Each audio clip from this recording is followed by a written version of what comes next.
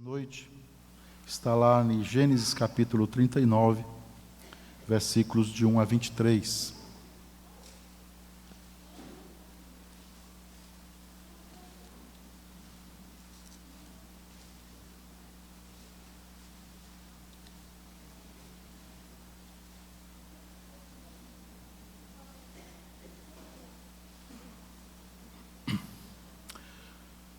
Gênesis 39, de 1 a 23. Eu farei a leitura, os irmãos acompanharão. José foi levado ao Egito e Potifar, oficial de Faraó, comandante da guarda egípcio, comprou-o dos ismaelitas que o tinham levado para lá. O Senhor era com José, que veio a ser homem próspero e estava na casa do seu senhor egípcio. Vendo Potifar que o Senhor era com ele e que tudo o que ele fazia, o Senhor prosperava em suas mãos, logrou José mercê perante ele, a quem servia, e ele o pôs por mordomo de sua casa e lhe passou às mãos tudo o que tinha. E desde que o fizera mordomo de sua casa e sobre tudo o que tinha, o Senhor abençoou a casa do egípcio por amor de José. A bênção do Senhor estava sobre tudo o que tinha, tanto em casa como no campo. Potifar, tudo o que tinha, confiou às mãos de José, de maneira que, tendo por mordomo, de nada sabia, além do pão com que se alimentava. José era formoso de porte e de aparência. Aconteceu depois destas coisas que a mulher de seu senhor pôs os olhos em José e lhe disse: deita-te comigo. Ele, porém, recusou e disse à mulher de seu senhor: tem-me por mordomo o meu senhor e não sabe do que há em casa, pois tudo o que tem me passou ele às minhas mãos. Ele não é maior do que eu, eu nesta casa, e nenhuma coisa me vedou, senão a ti, porque és sua mulher. Como, pois, cometeria eu tamanha maldade e pecaria contra Deus? Falando ela a José todos os dias, e não lhe dando ele ouvidos para se deitar com ela e estar com ela, sucedeu que certo dia veio ele à casa para atender aos negócios, e ninguém de casa se achava presente. Então ela o pegou pelas vestes e lhe disse: deita-te comigo. Ele, porém, deixando as vestes nas mãos dela, saiu, fugindo para fora. Vendo ela que ele fugira para fora, mas havia deixado as vestes nas mãos dela, chamou pelos homens de sua casa e lhes disse: vede, trouxe-nos meu marido, este hebreu, para insultar-nos. Veio até mim para se deitar comigo, mas eu gritei em alta voz. Ouvindo ele que eu levantara a voz e gritava, deixou as vestes no meu lado e saiu, fugindo para fora. Conservou ela junto de si as vestes dele, até que seu senhor tornou à casa. Então lhe falou, segundo as mesmas palavras, e disse: o servo hebreu que nos trouxeste veio ter comigo para insultar-me. Quando, porém, levantei a voz e gritei, ele, deixando as vestes ao meu lado, fugiu para fora. Tendo o Senhor ouvido as palavras de sua mulher, como lhe tinha dito: desta maneira me fez o teu servo. Então se lhe acendeu a ira. E o Senhor de José o tomou e o lançou no cárcere, no lugar onde os presos do rei estavam encarcerados. Ali ficou ele na prisão. O Senhor, porém, era com José, ele foi benigno, ele deu mercê perante o carcereiro, o qual confiou às mãos de José todos os presos que estavam no cárcere, e ele fazia tudo quanto se devia fazer ali. e nenhum cuidado tinha o carcereiro de todas as coisas que estavam nas mãos de José, porque o Senhor era com ele, e tudo o que ele fazia, o Senhor prosperava. Oremos mais uma vez, irmãos. Santo Deus e Pai, Senhor de toda honra e glória, nós te agradecemos, ó Deus, por este momento especial que o Senhor nos permite, nos reunirmos como igreja do Senhor, para ouvirmos os teus ensinos, ó Deus, para ouvirmos a tua palavra. Ó Deus, sê conosco nesse momento, usa-nos como instrumento nas tuas mãos. Prepara também, Senhor, nosso coração e mente, para nos atentarmos para o que o Senhor quer falar conosco nesta noite. Para a glória do Senhor, em nome de Jesus. Amém, Senhor.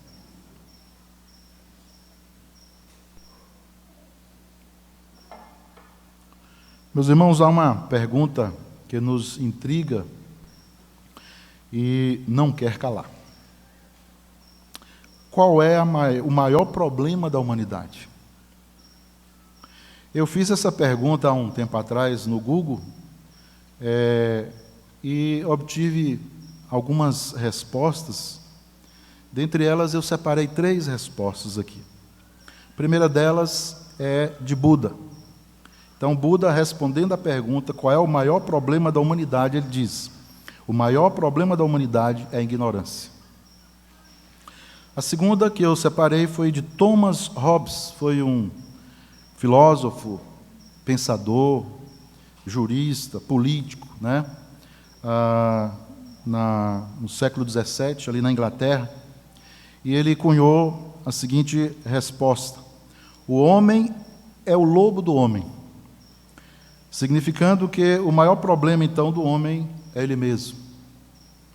E terceira, vários pensadores colocaram um conjunto de coisas, né, entre elas a falta de amor, o egoísmo, a ganância e tantas outras coisas que eles classificam como sendo o maior problema da humanidade, o maior problema do homem. Mas, irmãos, as Escrituras Sagradas, que para nós é a inerrante e infalível Palavra de Deus, ela deixa claro que esses problemas aqui, apresentados por esses pensadores, né, esses males aqui, são nada mais, nada menos do que consequências de um motivo muito maior. E aí a própria Escritura Sagrada, lá em Romanos, capítulo 5, versículo 12, vai nos dizer: portanto, assim como por um só homem entrou o pecado no mundo, e pelo pecado a morte, assim também a morte passou a todos os homens, porque todos pecaram. O pecado, então, aqui, segundo as Sagradas Escrituras, torna-se, então, o maior problema da humanidade. O pecado, irmãos, é humanamente incurável. Ou seja, a sua natureza é tal que o homem não tem recurso para resolver o problema do pecado. Em Jeremias capítulo 13, versículo 23, nós lemos: pode acaso o etíope mudar a sua pele, ou o leopardo as suas manchas? Então poderíeis fazer o bem, estando acostumados a fazer o mal? Então, irmãos, as Escrituras reforçam que o maior problema do ser humano, o maior problema da humanidade, é o pecado, e ele mesmo não pode curar esse mal. Ele não tem recurso para isso. Sendo assim, então, que o resultado de todos os males que advém, então, é sobre a humanidade, é o pecado, aí nós perguntamos: quem poderá, então, resolver essa situação para o homem? Quem pode sanar esse dilema? Esse problema tão grave que trouxe tantas catástrofes ao homem e à natureza criada por Deus. E a resposta também está nas Escrituras. E as Escrituras nos diz que quem pode resolver o problema do pecado é Jesus Cristo, Filho do Deus Altíssimo. E lá em Mateus, capítulo 1, versículo 21, quando o anjo está ali, conversando com José, explicando a ele sobre a gravidez de Maria, sobre quem viria no seu ventre, ele diz assim: ela dará à luz um filho e lhe porás o nome de Jesus, porque ele salvará o seu povo dos pecados deles. Ainda lá em João, capítulo 1, versículo 29, quando Jesus vai até João Batista para ser batizado por ele, João Batista, ao vê-lo à distância, ele então exclama, dizendo: eis o Cordeiro de Deus, que tira o pecado do mundo. Então, irmãos, as Escrituras Sagradas nos dizem, nos apresenta a Jesus Cristo como aquele que é o único capaz de resolver o problema do pecado, o problema da humanidade. Portanto, Jesus é o que? A solução de Deus para a solução do pecado. E ele o fez na cruz do Calvário uma vez por todas. 1 Coríntios, capítulo 15, versículos 55 a 57, nós lemos: onde está, ó morte, a tua vitória? Onde está, ó morte, o teu aguilhão? O aguilhão da morte é o pecado, e a força do pecado é a lei. Graças a Deus que nos dá vitória por intermédio de nosso Senhor Jesus Cristo. Ainda em Colossenses capítulo 1, versículo 14 e 15, nós lemos: ele nos libertou do império das trevas e nos transportou para o reino do Filho do seu amor, no qual temos a redenção, a remissão dos pecados. Portanto, irmãos, Cristo já nos libertou do poder do pecado, que nos condenava à morte eterna. Mas, porém, enquanto aqui nós vivemos neste mundo, nós teremos que lidar ainda com a presença, não mais o poder do pecado. E isso, irmãos, nos coloca em uma situação de uma ferrenha guerra espiritual, onde diariamente nós somos desafiados a vencer a influência do pecado em nós, o que nós chamamos de santificação. E muitas vezes, irmãos, nós nos desapercebemos dessa situação de guerra que nós estamos, porque a Bíblia nos mostra assim, viver uma vida santa, como o Senhor nos conclama: sede santos porque eu sou santo, é realmente o ambiente de uma batalha, de uma guerra espiritual. Porque a Bíblia diz que a nossa carne milita contra o Espírito, porque a nossa carne, dada aos impulsos pecaminosos que ainda pairam sobre nós, fazendo com que nós resistamos, a cada momento da nossa vida, em cada situação, a nos entregarmos aos seus prazeres, a nós não martirizarmos nosso corpo, como diz o apóstolo Paulo, que vivia essa luta. Ele dizia que como que ele esmurrasse o seu corpo cada dia para viver uma vida santa diante de Deus. E então, irmãos, a pergunta agora que a gente faz é o seguinte: quais estratégias então nós vamos utilizar nessa luta contra o pecado? Quais são as estratégias que a gente pode nos apegar, lançar mão para isso? Que ferramentas nós poderemos utilizar? E, contextualizando agora o texto que nós lemos aqui, ele narra um importante trecho da incrível história do patriarca José, cujo exemplo de vida o torna um tipo de Jesus Cristo, uma sombra de Cristo, A sua vida espelhava, apontava para a vida do Senhor Jesus Cristo. E José foi submetido, então, a situações extremamente complicadas durante a sua vida, conforme a narrativa descrita nos capítulos de 37 de Gênesis a 50.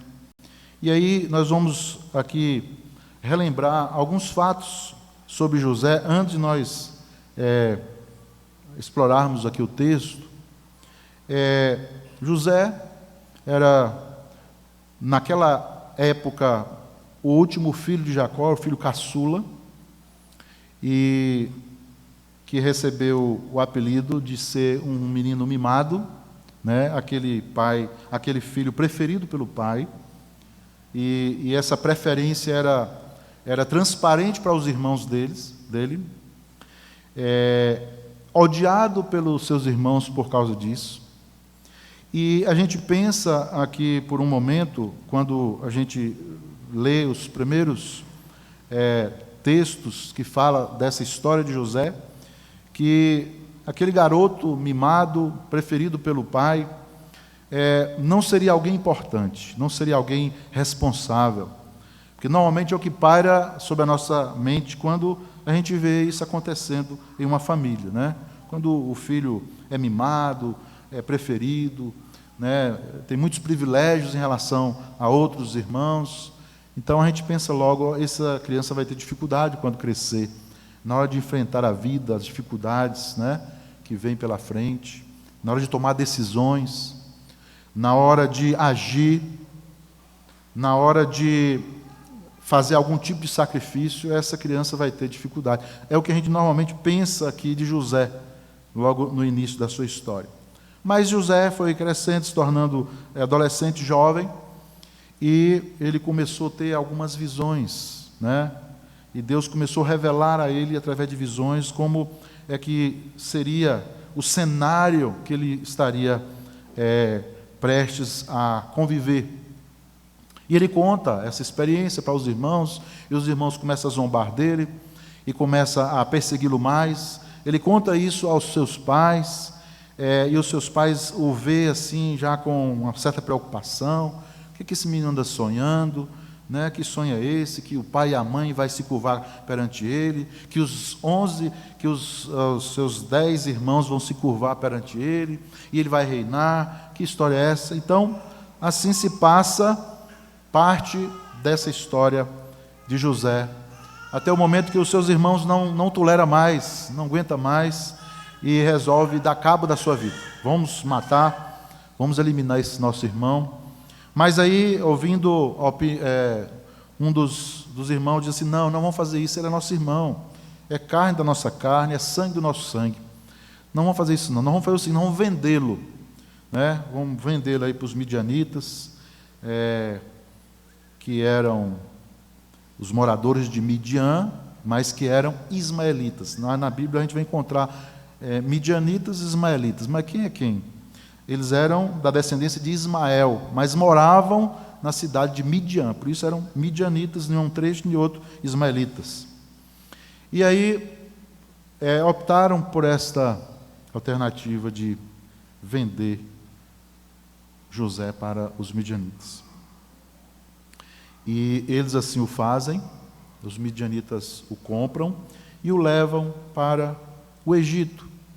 E dali em diante começa agora o nosso texto de Gênesis capítulo 39, que é agora José na casa de Potifar. E ele tinha, irmãos, José, ele viveu no tempo em que ele não tinha como nós temos hoje as Escrituras Sagradas, né? Com a revelação de Deus escrita para nós, com todos os seus princípios, todas as suas leis morais, espirituais, todos os exemplos, né, para a gente seguir ali, positivos ou negativos. Então, José não tinha nada disso. O que ele, para poder perceber os desígnios de Deus, né, e seguir o caminho da obediência.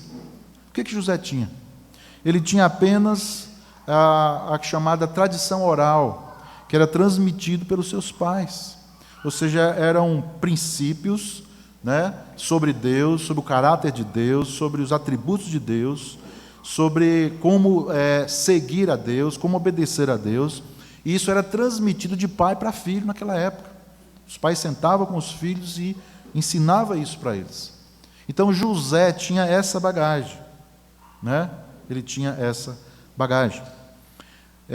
No entanto, irmãos, ele nos deixa um exemplo extraordinário de como podemos, apesar do mal que habita em nós, né, vivermos uma vida santa, uma vida que agrada a Deus. E nesse texto em específico que nós lemos, ele nos fornece ou nos apresenta aqui 4 princípios fundamentais para vencermos na ferrenha luta contra o pecado. São 4 princípios, como eu disse, fundamentais, que nos ajudarão também na nossa luta contra o pecado. Por isso, irmãos, e baseado então nesses princípios aqui apresentados nesse texto, nós vamos nessa noite falar sobre o tema estratégias para vencer o pecado. E voltando ao texto,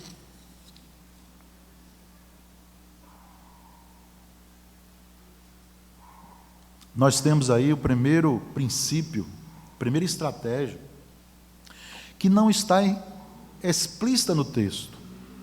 Está implícita, mas não está explícita. Qual é, então, a primeira estratégia de José aqui, para ele conseguir ter forças, ter autoridade sobre as tentações, sobre o mal? É exatamente a oração e a comunhão com Deus. Não está explícito, o texto não fala aqui quantas vezes José orava, como lá em Daniel, que Daniel orava 3 vezes por dia, de manhã, de tarde e à noite. Nós não vemos isso aqui. Mas, irmãos, dado as descrições aqui no texto, nos versículos 2, 3, 5, 21 e 23, que diz que o Senhor era com José, isso demonstra um grau de intimidade que ele tinha com Deus, um grau de comunhão que ele tinha com Deus. E essa comunhão, ela era possível através da oração, através de momentos a sós que ele passava com Deus. E isso se torna, então, para José, aqui, a ferramenta essencial para ele, a primordial das demais. E em vários textos das Escrituras, da Bíblia Sagrada, nós vamos encontrar também, irmãos, orientações sobre o uso da oração para o fortalecimento contra as tentações. Vejamos, Mateus capítulo 6, versículo 13, na oração do Senhor, quando ele está ensinando os discípulos a orar, ele coloca lá um item que diz assim, livra-nos das tentações. E nós temos aí vários outros textos, Mateus 26, 41, Marcos 14, 38, Lucas 22, 40, entre outros textos, onde nós podemos observar nas Escrituras que manter uma comunhão com Deus através da oração é um elemento essencial para um fortalecimento contra as ciladas que nos são postas, contra as tentações de Satanás.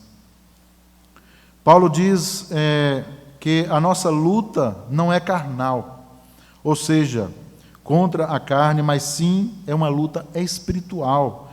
E ele enfatiza, ele diz lá em Efésios 6,12, porque a nossa luta não é contra o sangue e a carne, e sim contra os principados e potestades, contra os dominadores deste mundo tenebroso, contra as forças espirituais do mal nas regiões celestiais.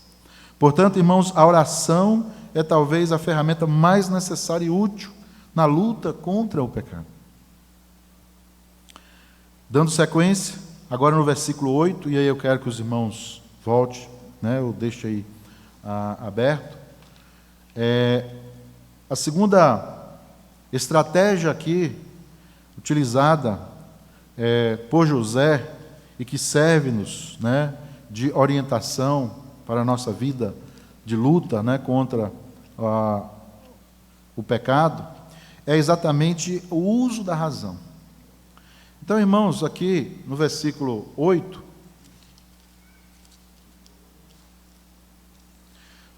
nós lemos: ele, porém, recusou e disse à mulher do seu senhor: tem-me por mordomo o meu senhor, e não sabe do que há em casa, pois tudo o que tem me passou ele às minhas mãos.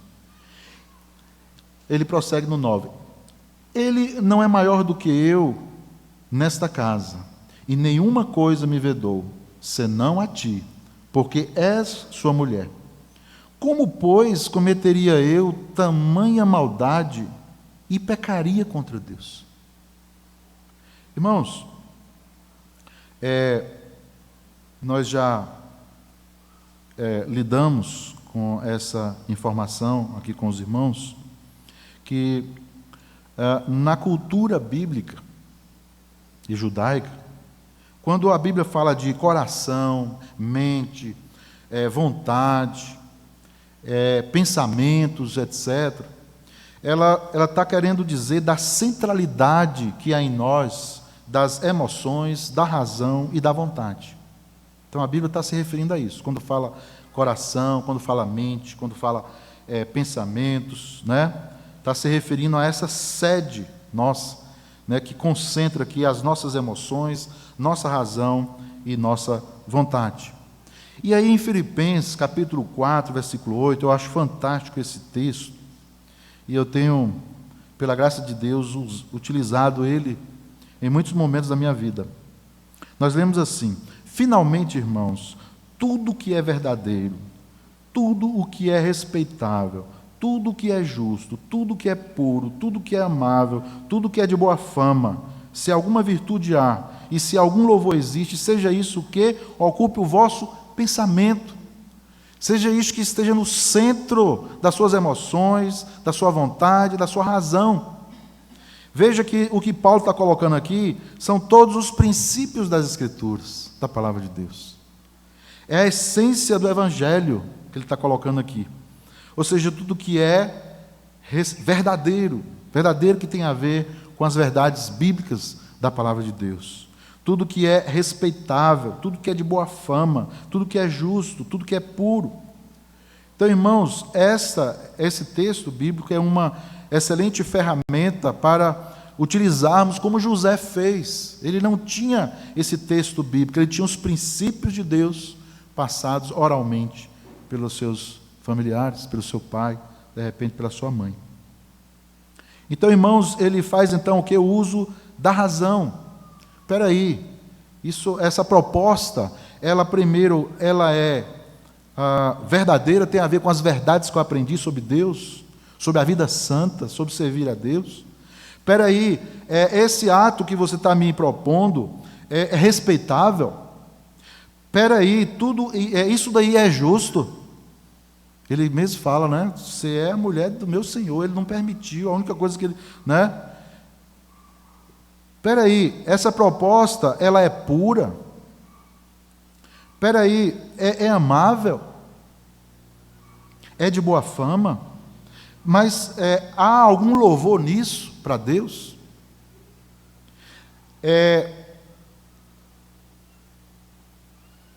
Há alguma virtude nisso? Irmãos, esse princípio desse versículo era uma temática constante dos nossos irmãos puritanos. Eles levavam isso aqui à risca, para tudo que eles faziam. Se eles iam tomar banho no rio, se eles, qualquer coisa, eles perguntavam se isso agradava a Deus, se preenchia esses pré-requisitos aqui. E foi exatamente, irmãos, o que José fez, né? Ele lançou mão da razão, lançou mão desse filtro que nós podemos também utilizar. As tentações, elas vêm de todo lado, de todas as formas. Aqui no caso de José é um tipo de tentação, mas nós somos tentados todos os dias, em várias circunstâncias, para a prática de vários pecados, desde a cobiça, desde a maledicência, desde da ambição, da mentira e tantas outras coisas nós somos tentados. Então, irmãos, fazer o uso da razão, ir lá, né, fazer esse filtro que o apóstolo Paulo nos sugere, torna-se uma ferramenta muito importante para nós não cairmos nas tentações. Seguindo ainda aqui a terceira estratégia, ou o terceiro princípio apresentado aqui por José, está no versículo 10. Diz assim: falando ela a José todos os dias, e não lhe dando ele ouvidos, para se deitar com ela e estar com ela, sucedeu que certo dia veio ele à casa para atender aos negócios, e ninguém dos de casa se achava presente. Na realidade é o verso 10 somente, que nós queremos pegar. Na versão da tradução King James, ele traduz da seguinte maneira, né, quando diz aqui: falando ela a José todos os dias e não lhe dando ele ouvidos. Na versão King James é mais clara para a gente entender. Diz assim: mas José se recusava e fazia o possível para se manter longe da presença dela. O princípio, então, que ele apresenta aqui, irmãos, é evitar o mal. Evite circunstâncias, evite pessoas, evite momentos que podem te levar a pecar.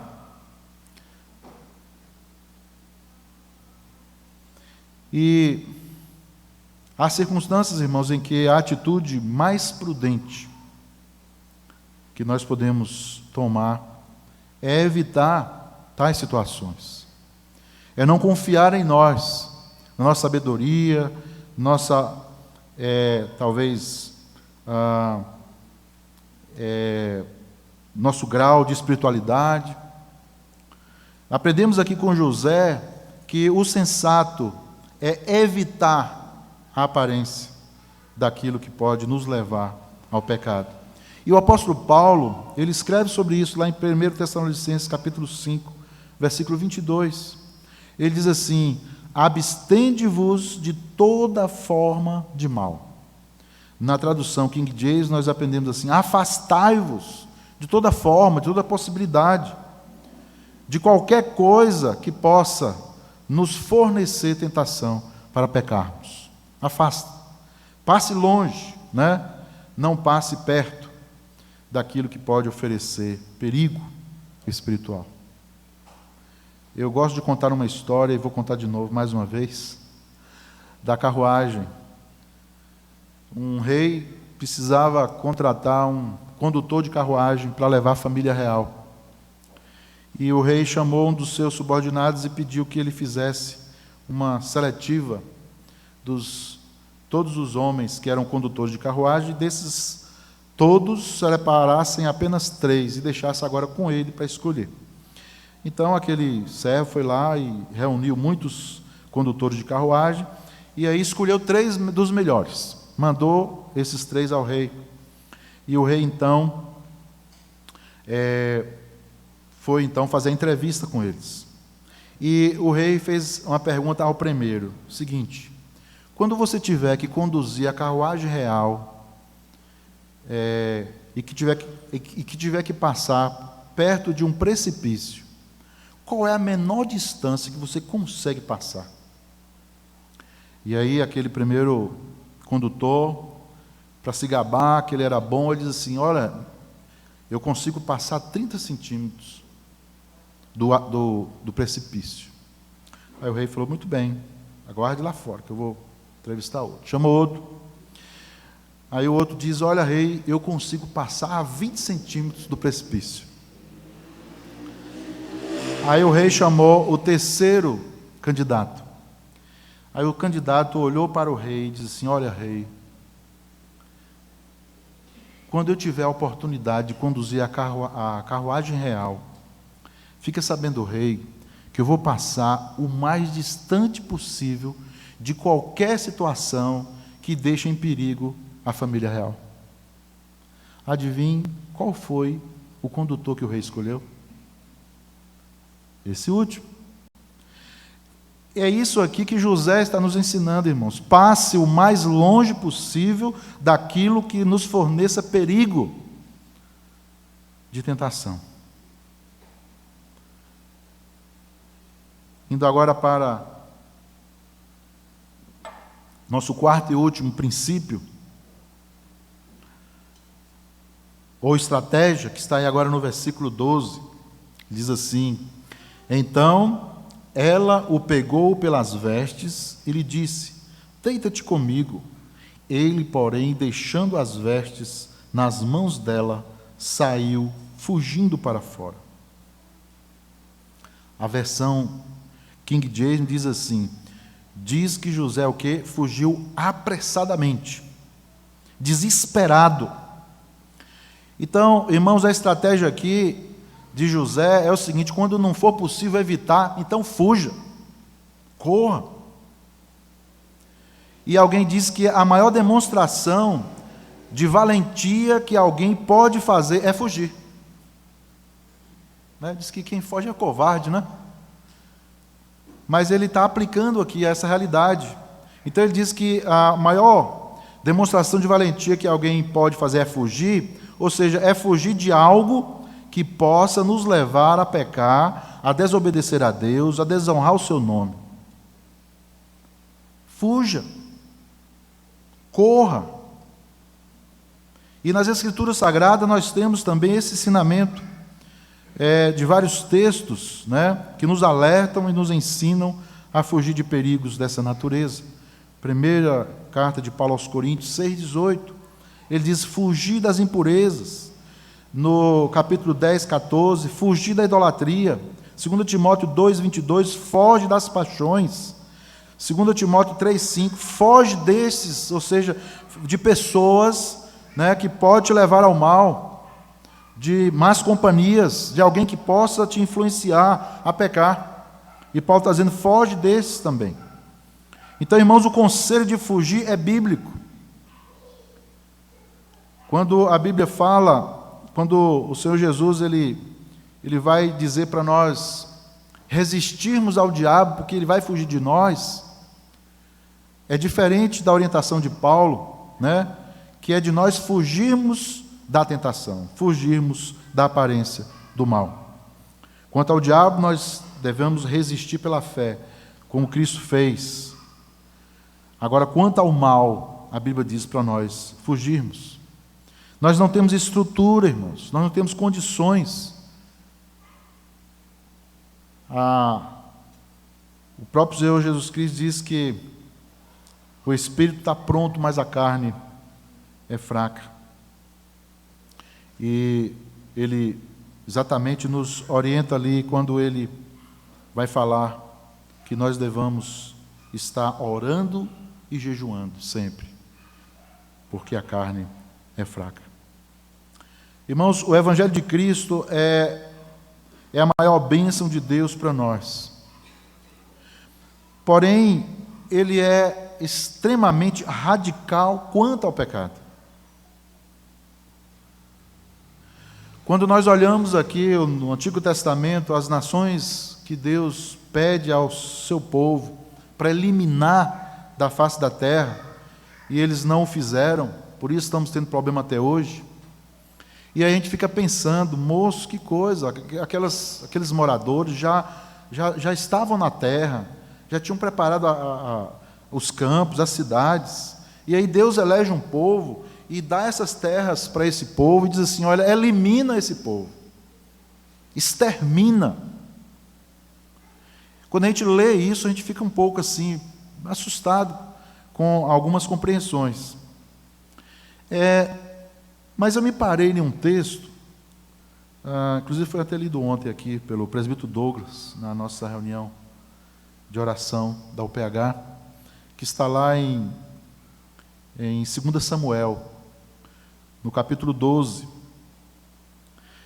que narra ali a história de Davi, quando ele comete o pecado do adultério, e ali é o ano que os reis vão para a guerra, e está havendo guerras em vários lugares, e uma das missões de Davi era exterminar com o resto desses povos que ainda existiam ali, essas nações pagãs que não temiam a Deus. E eram nações extremamente mal.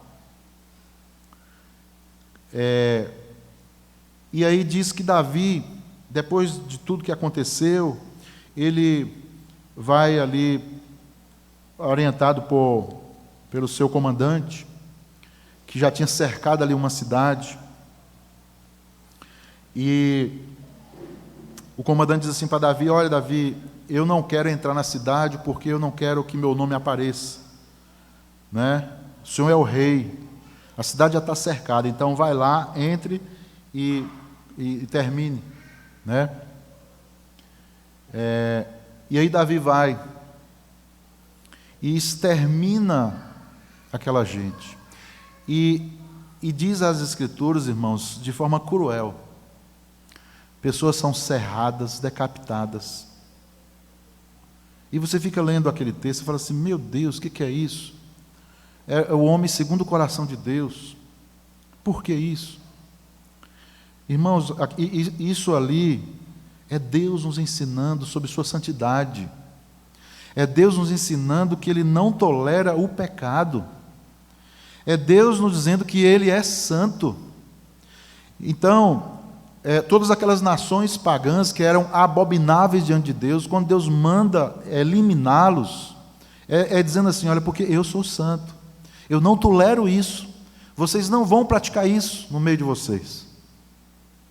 Quando Davi vai ali e extermina aquela cidade de forma radical, cruel, é Deus também nos ensinando isso, que Ele é santo e Ele não tolera o pecado. O pecado é abominação contra Ele.